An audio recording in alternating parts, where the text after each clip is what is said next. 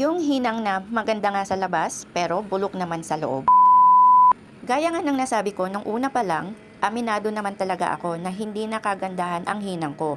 Lalo na kung ikukumpara sa mga hinang ng mga magagaling na welders dyan na may mga golden hands.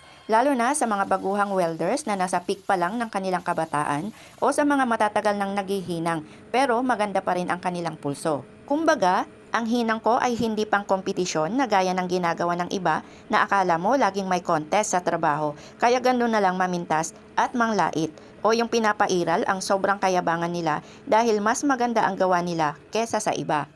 Dumaan din naman ako sa ganong era kung saan nakakapag-produce ako ng hinang na sa tingin nila ay maganda talaga lalo na nung kabataan ko pa. Pero dahil siguro palipas na ako o dahil nagkakaedad na kaya naman may pagkakaiba na ang hinang ko ngayon kesa nung medyo bata-bata pa ako. Pero ganun pa man, may panlaban pa rin naman ako pagdating sa mga test or examination sa hinang gaya ng mga visual examination, physical test, ultraviolet test at lalong-lalo na sa X-ray examination na hindi naman sa pagmamayabang pero pumapasa pa rin naman ako sa mga yan lalo na kung masiselang tubo ang ginagawa or hinihinang ko.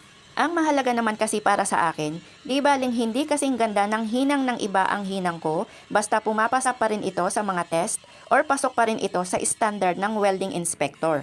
Base na rin kasi sa experience ko noong baguhan pa lang ako kung saan lagi naman ako pumapasa sa mga visual examinations dahil maayos at maganda naman sa tingin ko ang hinang ko pero pagdating sa x-ray ay bumabagsak ako. Doon ko na-realize na wala pala sa ganda o hindi basihan ang magandang hinang sa labas ang good quality ng welding sa tubo kundi nasa loob at labas nito. Gaya nga ng madalas kong naririnig noon sa mga welding inspector na walang silbi ang ganda ng hinang sa labas kung bulok naman sa loob.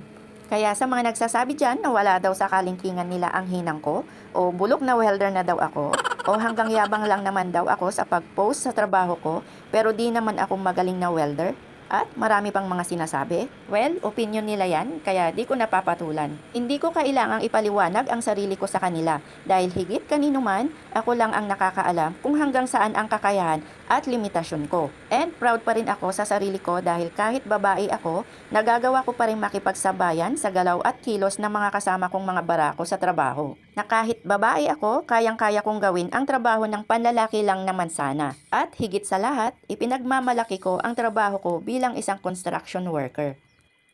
So hanggang dito na lang ulit ang aking boring na video. Pero bago ulit ako magpaalam, shoutout muna sa aking nag-iisang star sender this week na si Mr. Scarlett Heart Rio or Mojako Heart.